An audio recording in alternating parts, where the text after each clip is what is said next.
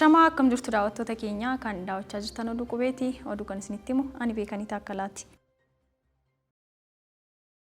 Abbaan taayitaa miidiyaalee Itoophiyaa haasaan jibbinsa Itoophiyaa keessatti babal'achuun jireenya lammiilee nagaa fi waliigalaaf qormaata ta'uu ibse. Itoophiyaatti haasaan jibbinsa miidiyaa hawaasaa irratti babal'achuun kabaja namummaa, jireenyaa fi nagaa waliigalaa biyyattii irratti qormaata ta'uu abbaan taayitaa miidiyaalee Itoophiyaa beeksise. Haasaan jibbinsaa fi odeeffannoon sobaa babal'achuun daran hammaataa akka jirus abbaan taayitaa kun hime. Abbaan taayitichaa gabaasa hawaasaa jibbinsaa fi odeeffannoolee sobaa miidiyaa hawaasaa irratti deemaa turan kan bara darbee ji'a muddee gaafa 23 bara 2014 irraa haga bara kana muddee 23 akka lakkoofsa Itoophiyaatti ture irratti qorannoo gaggeessuun qorannichaan turtii waggaa tokkoo kana keessatti haasaan jibbinsaa fi odeeffannoon sobaa miidiyaa hawaasaa irratti tamsa'aa ture kan nageenya walootiif yaaddoo ta'uu isaa hime. Akka gabaasni kun ifoomsetti miidiyaaleen hawaasaa qorannoon irratti taasifame kanneen akka Feesbuukii, Telegiraamii, Yuutuubii, Tiiktookii fi Tiwiitarii faati jedha. Akka gabaasni kun jedhutti maddi haasaa jibbinsaa fi odeeffannoo sobaa toora miidiyaa hawaasaa irratti deemaa ture inni ijoon rogeessota hawaasaa yookiin dureewwan siyaasaa, abbootii amantaa fi gaazexeessitoota miidiyaa hawaasaati jedha. Haasaan jibbinsaa fi odeeffannoon sobaa kun irra caalaa isaanii eenyummaa sabaa fi siyaasaa irratti kan xiyyeeffate ta'uu gabaasni kun ni mul'isa. Gabaasicha keessatti argannoon argame jedhame akka jedhutti haasaan jibbinsa miidiyaa hawaasaa irratti babal'achuun kabaja dhala namaa, jireenya lammiilee nagaa fi biyyattii guutuu irratti qormaata guddaa akka ta'e hima. Haasaan jibbinsaa fi odeeffannoon sobaa miidiyaa hawaasaa irratti deemaa jiru kun sadarkaa fokkisaa fi wal dhabdee amantaa fi sabaaf ka'umsa sadarkaa ta'uu danda'u irra gahaa akka jirus gabaasa kana keessatti eeramee jira.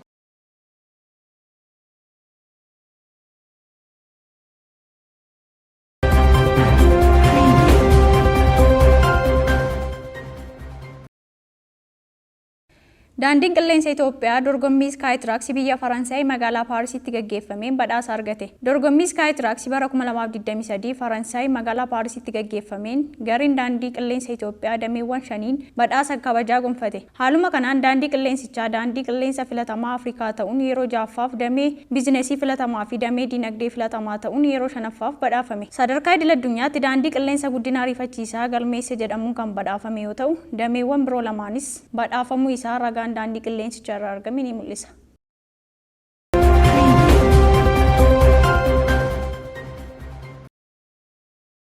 Konkolaattonni humna ibsaan dalagan Volkswagen gara Itoophiyaatti galfamanii wabii akka hin qabne dhaabbatichi hime. Konkolaattonni humna ibsaan dalagan kanneen akka ID4, ID6 fi Cruise kan biyya Chaayinaa irraa gara Itoophiyaatti galfaman hayyama malee akka wabii hin qabne dhaabbanni biyya Jaarman oomisha konkolaataa irratti bobba'e Volkswagen hime. Torban darbe konkolaattonni humna ibsaan dalagan dhaabbata konkolaataa beekamaa biyya Jaarman Volkswageniin oomishaman gara Itoophiyaa akka hin seenne dhorkamuun isaanii ni yaadatama. Konkolaattonni kunneen yeroo hin murtoofneef gabaa Itoophiyaaf akka hin dhiyaanne kan dhorkaman yoo ta'u, gaaffii dhaabbanni konkolaataa karaa ministeera geejjibaa fi loojistikii Itoophiyaa dhiyeesseen BBC'n dhimma kana irratti dhaabbata oomisha konkolaataa Volkswagen kan gaafate yoo ta'u, dhaabbatichi dhorkaan kun dhimma seeraa fi wabii irraa kan ka'e ta'uu ibse.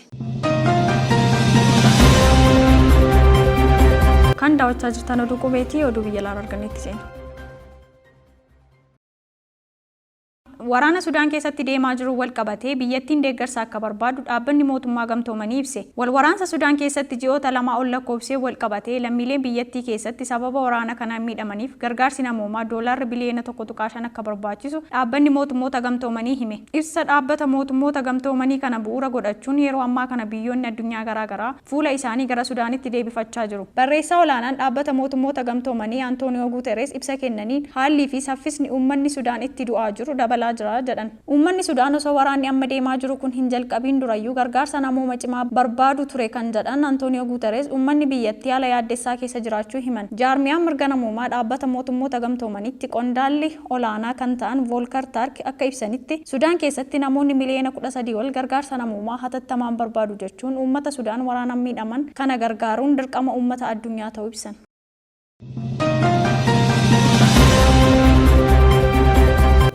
Oduu ispoortiitiin ammoo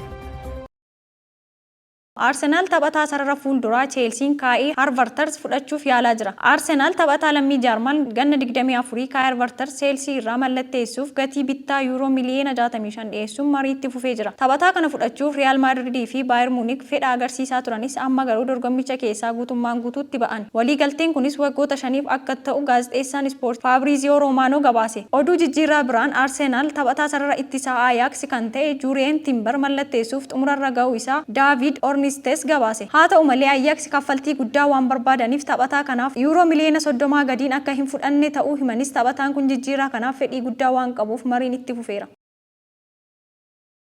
Kan daawwachaa turtan oduu qubeetii oduu kan isinitti hime ani beekanii taakkalaati. Qophiilee qubee afaan waliin turtii gaarii.